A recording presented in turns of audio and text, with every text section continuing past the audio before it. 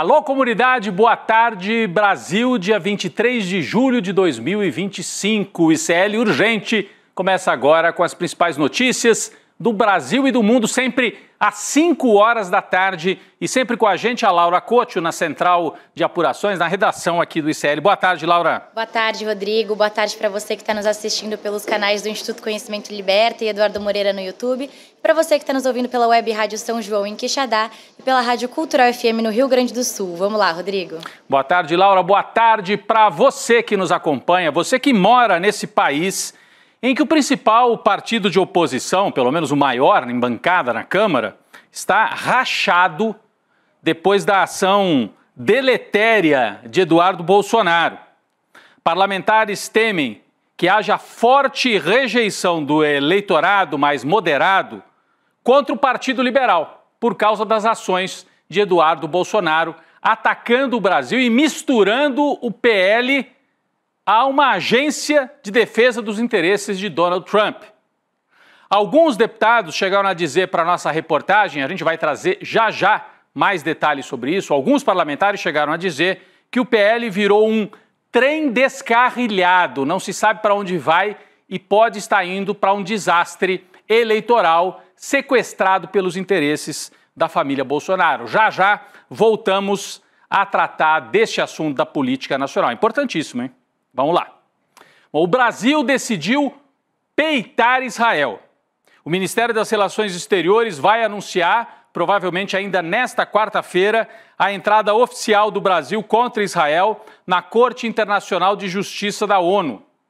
A ação contra o regime sionista partiu originalmente da África do Sul, que acusa Israel de praticar genocídio em Gaza.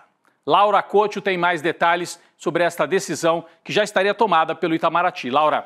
Rodrigo, de acordo com um diplomata ouvido pela coluna da Folha de São Paulo, os ataques recorrentes de Israel a civis, não apenas na faixa de Gaza, mas também na Cisjordânia, foram a gota d'água para acelerar essa decisão do governo brasileiro. O ministro Mauro Vieira também já tinha adiantado na abertura da cúpula dos BRICS que o Brasil assinaria formalmente essa ação contra Israel. Só que a situação em Gaza fica cada vez mais dramática, né, Rodrigo?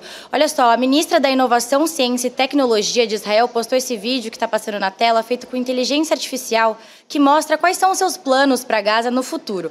Claro, depois dessa aniquilação total do povo palestino que eles estão planejando. O vídeo, para quem está assistindo, para quem também não está nos assistindo, deixa claro a crueldade e o cinismo do governo israelense. As imagens simulam a reconstrução de áreas destruídas em Gaza pelos bombardeios, para depois serem substituídas por arranha-céus, praias e até um prédio enorme com o nome do Trump, Rodrigo. O que quer dizer esse absurdo? Quer dizer que é uma política de eliminação em massa. É a maior operação de limpeza étnica, limpeza com aspas sempre, né? A operação de massacre, de genocídio do século XXI que nós estamos assistindo. Lá nos anos 30 e nos anos 40, Laura, o povo judeu foi vítima de operação gravíssima também, praticada pelos nazistas. E nesse momento, o governo israelense planeja para o futuro e já está colocando em prática no presente algo que segue na mesma linha. Mas na Segunda Guerra morreram 6 milhões. Aqui o povo de Israel não está massacrando completamente em Gaza, mas em Gaza já morreram mais de 60 mil pessoas. E se esse plano que está aí colocado na tela se consolidar, significa a eliminação da Palestina, desaparecer do mapa. É isso que propõe o regime criminoso e genocida hoje dominando Israel. É um regime fora da lei, é algo realmente impressionante. Eu li agora há pouco, antes de entrar no ar, mais de 100 organizações não governamentais estão denunciando a fome em massa, uma política de matar de fome os israelenses. Está aí a manchete, mais de 100 ONGs alertam sobre a fome em massa em Gaza. É a falta de ajuda humanitária que assombra aquela região. Vários jornalistas da importante agência AFP, que é uma agência de notícias global, afirmaram que está cada vez mais difícil cobrir o genocídio devido à fome. Eles relatam que a escassez de alimentos e a falta d'água, devido ao embargo de Israel, muitas vezes os obrigam a reduzir a cobertura. Esse que está aí na tela, podemos até deixar na tela, por favor, gente. Ele chegou a dar um depoimento dizendo que tem que paralisar o trabalho dele como jornalista para ver se encontra comida para levar para os filhos não morrerem de fome. Abre aspas. Não nos restam forças por causa da fome, disse o jornalista, um deles, ouvidos nesta reportagem que está aí na tela, e você pode acompanhar lá no nosso site icl.com.br. É uma situação terrível, a gente segue denunciando, e o Brasil agora vai entrar diretamente nesse debate importantíssimo. Brasil e África do Sul. Dos BRICS, é o B e o S lá no final. Brasil e South Africa, África do Sul. Os dois comandando esta ação importante para cobrar alguma ação contra os criminosos que promovem o genocídio, os criminosos israelenses promovendo esse genocídio. Bom, o governo Lula bate de frente também com os Estados Unidos, a gente já sabe, e isso continuou hoje. O Brasil usou a principal reunião da OMC, Organização Mundial do Comércio, nesta quarta-feira, para criticar as tarifas adotadas por Trump. Tarifas adotadas contra vários países ao redor do mundo, né?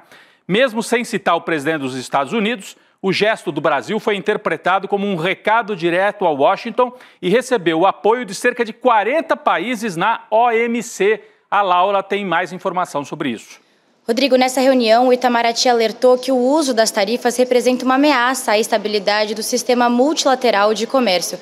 Vamos ver um trecho do que disse o embaixador do Brasil, Philip Fox Drummond, na Organização Mundial do Comércio. Eu vou ler aqui para vocês. Estamos diante de uma perigosa erosão das normas que sustentam o comércio global. Tarifas estão sendo usadas de forma indiscriminada como instrumentos de coerção e ingerência nos assuntos internos de outros países. Negociações baseadas em força e chantagem tarifária são atalhos perigosos para a instabilidade. Seguiremos buscando soluções negociadas, mas, se necessário, recorreremos a todos os instrumentos legais disponíveis para proteger a nossa economia e o nosso povo. E a delegação norte-americana também não citou o Brasil, mas rebateu a crítica e disse o seguinte: as empresas e os trabalhadores americanos estão sendo forçados a competir em condições injustas. Muitos países membros não vêm cumprindo os compromissos que assumiram ao entrar nessa organização. Rodrigo. Laura, a fala do representante dos Estados Unidos é de um cinismo absoluto. A OMC, a Organização Mundial do Comércio, tem uma política de livre comércio que agora os Estados Unidos são os principais autores da derrocada dessa política lá na OMC, e o Brasil vai comprando essa briga com firmeza, com cuidado, mas com firmeza como é necessário, né? Falando de questões diplomáticas, mais um episódio lamentável envolvendo o governo dos Estados Unidos, o governo de Donald Trump. O perfil oficial, presta atenção nisso, gente, o perfil oficial da Embaixada dos Estados Unidos no Brasil decidiu fazer uma postagem contra a imigração ilegal, fazendo uma referência ao aplicativo de autodeportação voluntária. Olha o nome que eles dão, chamada de CBP Home. Vamos conferir qual é o post, para vocês entenderem o absurdo. Embaixada dos Estados Unidos no Brasil. Eles colocam, o texto é o seguinte, atenção, se você está nos Estados Unidos ilegalmente, faça como o ET. Então eles comparam o imigrante a um ET, a um extraterrestre, a alguém ou algo que não é nem humano.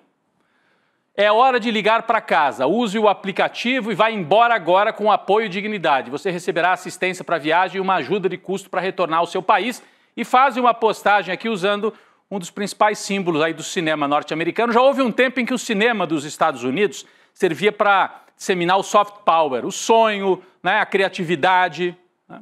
E o ET foi, o filme, né, ET, fez história. Essa aqui acho que é a cena mais emblemática, uma das mais emblemáticas do cinema americano em todos os tempos, né?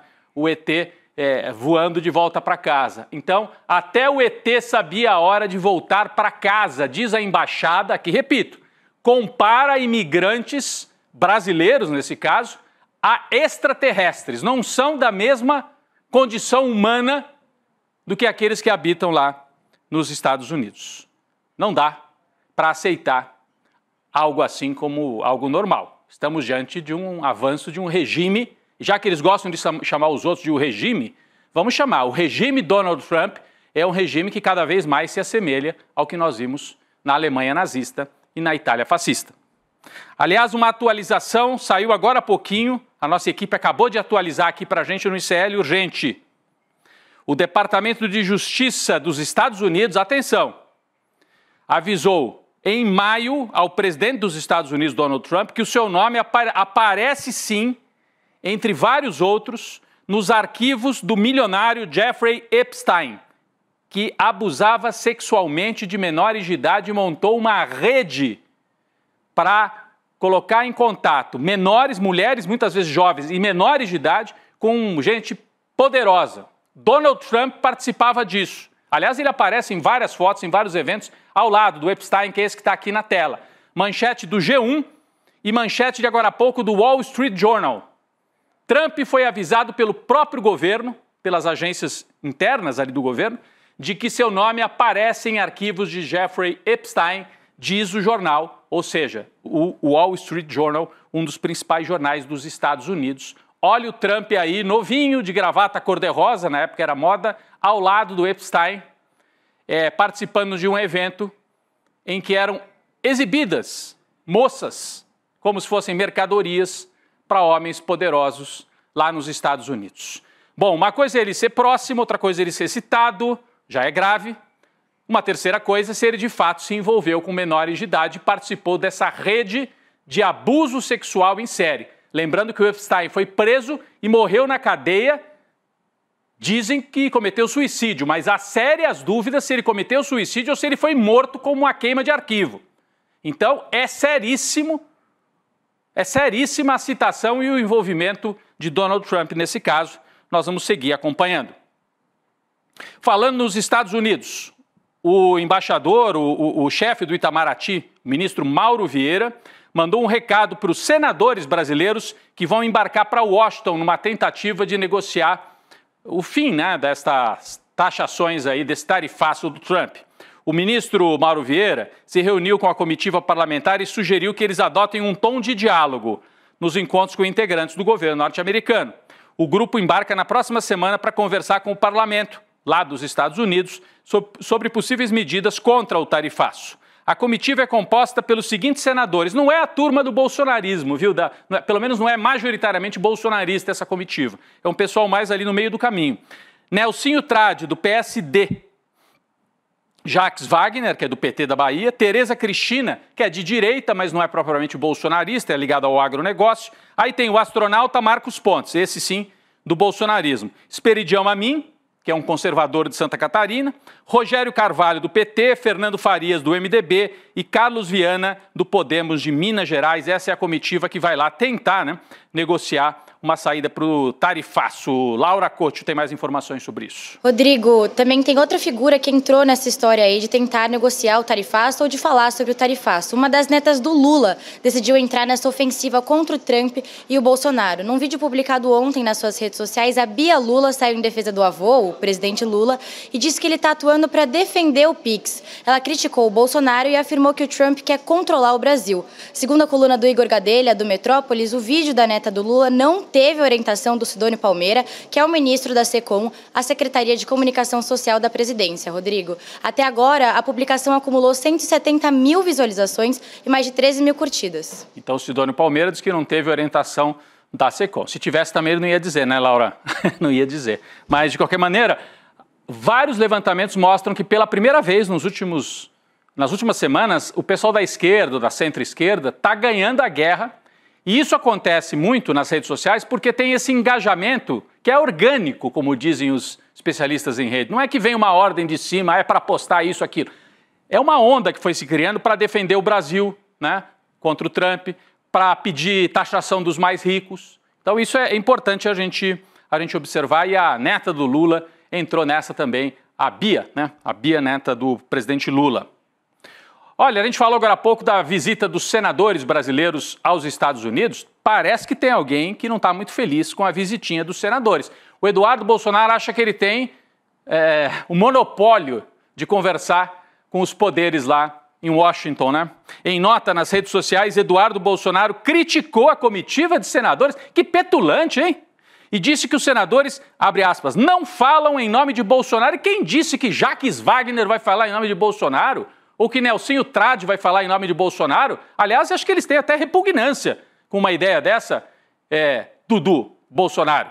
Mas está aí a postagem dele. Trata-se de um gesto de desrespeito à clareza da carta do presidente Trump, que foi explícito ao apontar os caminhos que o Brasil deve percorrer para restaurar a normalidade democrática.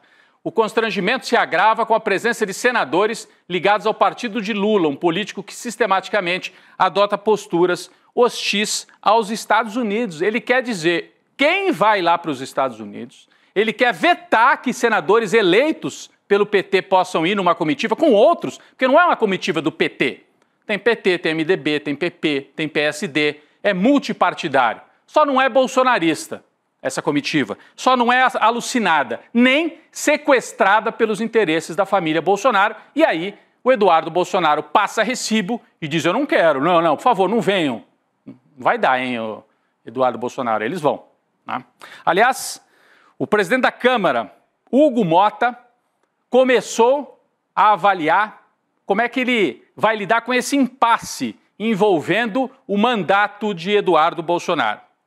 O prazo para licença ali do mandato de Dudu Bolsonaro terminou no último domingo e não pode ser renovado. Se o Eduardo Bolsonaro não se apresentar na volta do recesso, a ausência nas sessões vai ser contabilizada como falta e pode levar à cassação automática. Deputados da base lulista não querem esperar. Vários deles já fizeram pedidos de cassação ao Conselho de Ética pelo fato de Eduardo estar atacando os poderes constituídos do Brasil. Já a turma do bolsonarismo faz campanha pela aprovação de um projeto que permita, ó, absurdo, eles querem que o Eduardo possa exercer o mandato lá de Washington. O Brasil não é mais colônia, minha gente. Não dá. Né? Mas eles querem a aprovação desse projeto que permitiria ao Eduardo Bolsonaro exercer o mandato de fora do Brasil. Bom, parece que Hugo Motta, o presidente da Câmara, não vai adotar nem uma linha nem outra. Né? Ele tem uma terceira saída para lidar com esse impasse e quem explica para a gente é a Laura Couto. Laura.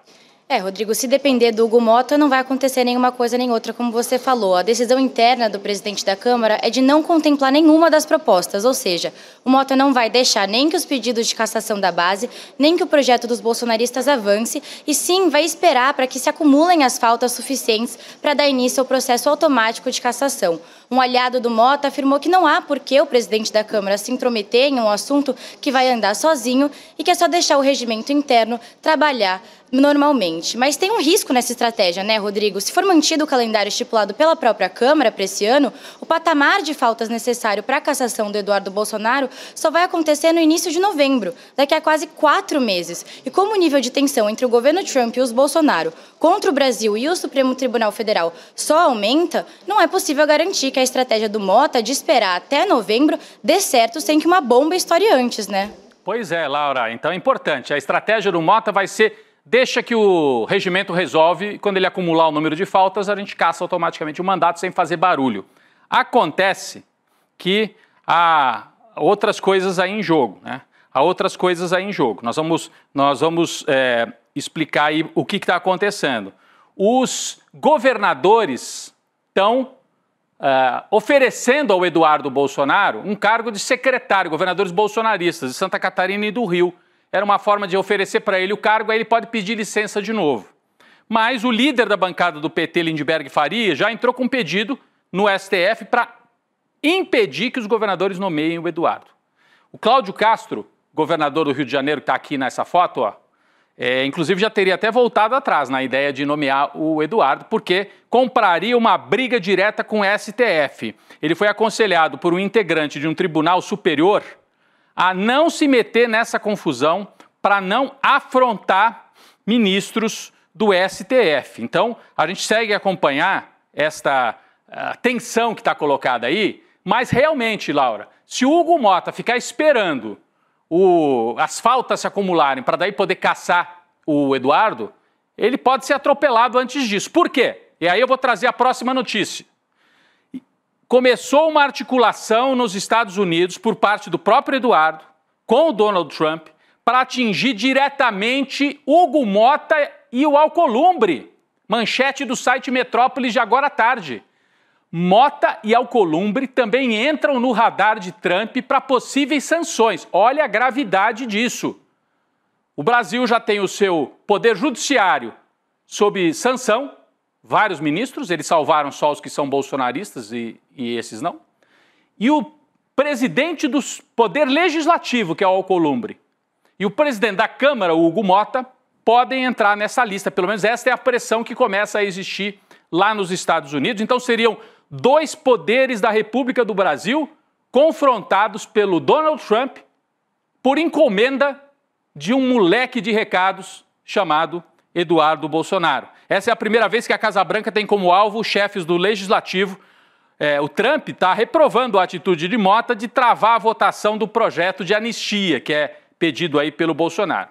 Em relação ao Alcolumbre, o Trump condena o fato do presidente do Senado não pautar o impeachment de ministros do Supremo Tribunal Federal. Então é grave a situação, nós vamos seguir acompanhando. Temos atualização também, ainda falando de Trump e Eduardo Bolsonaro, sobre movimentações suspeitas de grandes operações financeiras que aconteceram momentos antes do anúncio do tarifaço de Trump contra o Brasil. É uma apuração da nossa equipe do ICL, da Débora Maganha e do Kleber Lourenço, está aqui no site, importantíssima apuração do ICL, hein? E quem traz mais informações e detalhes é a Laura Couto. Laura. Rodrigo, tudo aconteceu na manhã do dia 9 de julho, quando o mercado de contratos futuros de dólar, que é um acordo para comprar ou vender a moeda norte-americana por um preço combinado, teve um movimento fora do comum horas antes do anúncio do tarifaço do Trump. Entre as 11h30 da manhã e meio-dia e 45, 9 negociações somaram mais de 6,6 bilhões de reais, quase 10% do total do dia. 5 horas depois, aconteceu o anúncio das tarifas feito pelo presidente Donald Trump, às 4h17 da tarde. O maior negócio ocorreu pela manhã, com o BTG Pactual intermediando quase 10 mil contratos. E de acordo com a nossa querida apresentadora e economista aqui do ICL, Débora Maganha, normalmente as negociações são pequenas, de 5 a 20 contratos, e não mais de 1.000 contratos. A Débora Maganha explicou o seguinte, Rodrigo, 1.000 contratos já chamam a atenção. Acima de 4.000 é raro. E essa sequência não é comum. O que chama atenção é o contexto também, uma sequência de ordens concentradas antes de um anúncio que impactou muito o dólar. Por isso, essa sequência chamou atenção, essa sequência de operações, Rodrigo, chamou muita atenção também da AGU, né? É algo completamente suspeito. Eu sei que são muitos números, a Laura trouxe aqui um resumo. Eu convido você a ler no site clnoticias.com.br esta matéria da Débora Maganha e do Kleber Lourenço, que explica tudo, traz em detalhes as operações, os horários, por que é tão suspeita esta sequência de operações concentrada no mesmo dia em que o Trump faria um anúncio que mexeu com o mercado de câmbio. É realmente suspeito. Para a Advocacia Geral da União, a AGU, isso pode significar que alguém, quem será, né? Alguém já sabia das tarifas antes do anúncio. Por isso, a AGU solicitou ao ministro Alexandre de Moraes que sejam investigadas operações financeiras suspeitas, para descobrir se alguém se beneficiou de informações sigilosas. A AGU pede que essa investigação ocorra no inquérito que apura a conduta do deputado Eduardo Bolsonaro. Por que será que é no inquérito que apura a atuação de Eduardo Bolsonaro? Será que ele tem alguma coisa a ver com isso? Vamos aguardar. Mas muita gente ganhou dinheiro com essa operação que vai destruir, ou pelo menos pretende destruir, empregos no Brasil. O plano desse tarifaço do Trump contra o Brasil, endossado pela extrema-direita, pode ter saído pela culatra, segundo a avaliação de parlamentares do próprio Partido Liberal. Por isso a nossa manchete de hoje é esta. Um racha na direita, Dudu provoca briga dentro do PL. De acordo com vários interlocutores no Partido Liberal, um mal-estar geral tomou conta da bancada na legenda, a bancada do PL, e deputados ficaram muito incomodados com esta cena que está aqui no telão. Aqui está o núcleo duro da extrema-direita, porque nem toda a bancada de 99 ou 90 ali do PL, todo mundo é de direita, mas nem todo mundo é tão extremista como esses aqui que levantaram a faixa defendendo o Trump. Esta imagem pode custar caro para eles, eles sabem disso. Os parlamentares que participaram do ato foram criticados internamente por setores mais pragmáticos do PL, que acreditam que isso tirou o foco do motivo do protesto.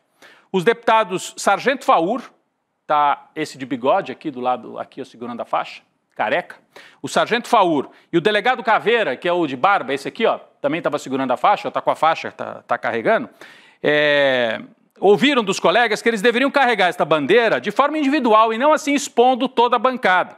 Nas redes sociais, a relação ao ato dos bolsonaristas foi de descontentamento geral. De acordo com o levantamento do analista de redes Pedro Barciela, ligado aqui ao ICL, o assunto foi amplamente dominado por postagens críticas aos parlamentares. 77% das postagens foram críticas, está aqui na manchete. Tá também lá no ICL, no nosso site. 77% criticam essa postura. 18% defenderam o ato da oposição. E 5% ficaram divididos. O que também tem irritado as lideranças do PL são as atitudes do deputado Eduardo Bolsonaro em relação a isso. Quem traz mais detalhes é a Laura Couto.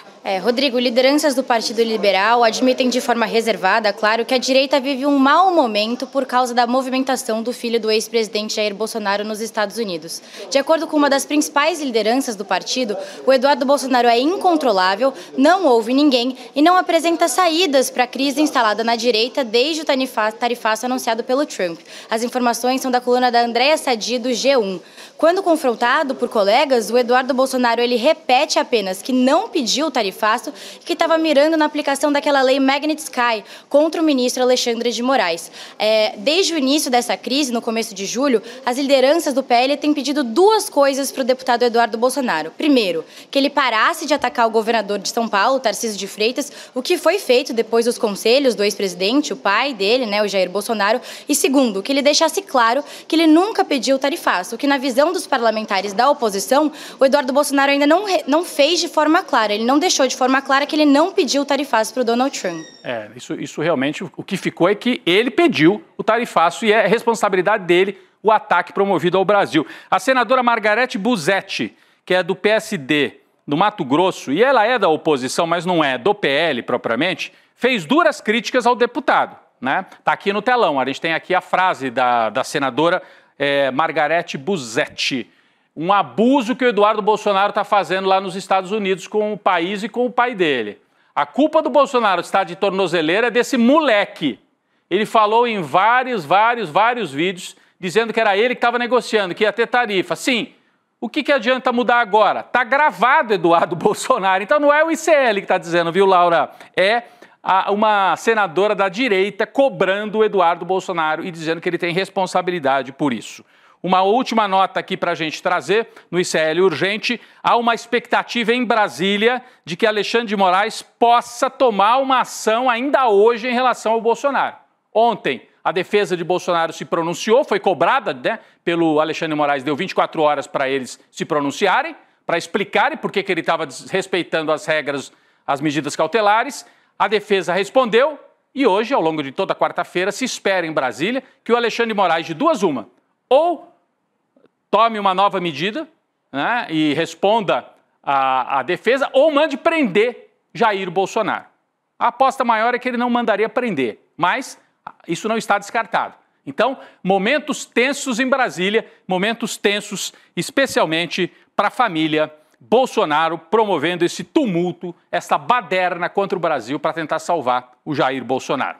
Pessoal, tá chegando, hein? Domingo agora o ICL Eterno, tá até aqui na nossa canequinha, ó, bebi água aqui, um dia seco em São Paulo. ICL Eterno, 4 dias para o grande evento em que Eduardo Moreira vai apresentar uma série de ações do ICL no campo do entretenimento, da educação e do jornalismo. Muitas novidades, um pacote de novidades e uma nova forma de você ajudar o jornalismo do ICL. Como é que você faz isso? Bom, entra aí, iclurgente.com.br agora, preenche com o seu e-mail. E no domingo, a equipe do ICL, pelo e-mail, te avisa. Ó, é hoje! O Eduardo, às 8 da noite, vai explicar tudo. É um grande evento, um grande acontecimento aqui no ICL, neste ano de 2025. Ajude a manter esse jornalismo que tem feito a diferença. E a gente agradece pela audiência crescente. Laura Couto, obrigado mais uma vez. Você também está convidada para acompanhar lá no domingo, o ICL Eterno, Laura. É isso mesmo, pessoal. Inscrevam-se aí, iclurgente.com.br. Valeu, Rodrigo, todo mundo que nos assistiu, nos acompanhou. Até amanhã. Até amanhã. Começa agora o N2 com a Gabi Varela e o Chico Sá. Daqui a pouco eu estou por lá. Tudo que o ICL construiu até hoje foi muito especial. A gente hoje tem a maior audiência do Brasil na internet, no jornalismo. A gente foi eleito o veículo mais confiável do Brasil, o melhor veículo de jornalismo, de economia e de empreendedorismo. A gente criou cursos de educação financeira, de empreendedorismo, cursos livres, a pós-graduação com a maior turma do Brasil. Mas tudo isso é pouco perto do que eu vou anunciar no dia 27 de julho. O anúncio do 27 de julho vai reescrever não só a história do ICL, mas a história da educação, do entretenimento e do jornalismo no Brasil.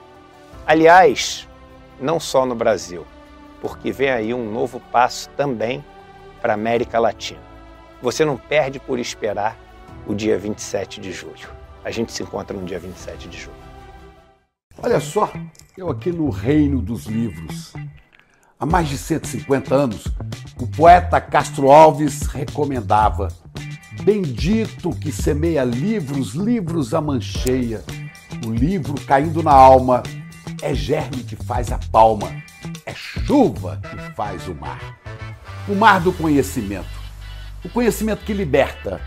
ICL, Instituto Conhecimento Liberta. E agora a gente tem uma lojinha de livros para você. Livros à mancheia, livros de alta qualidade que te ajudam a pensar. Venha buscar os nossos livros agora, abrindo a nossa lojinha de livros, souicl.com.br. Vamos pegar os livros à mancheia.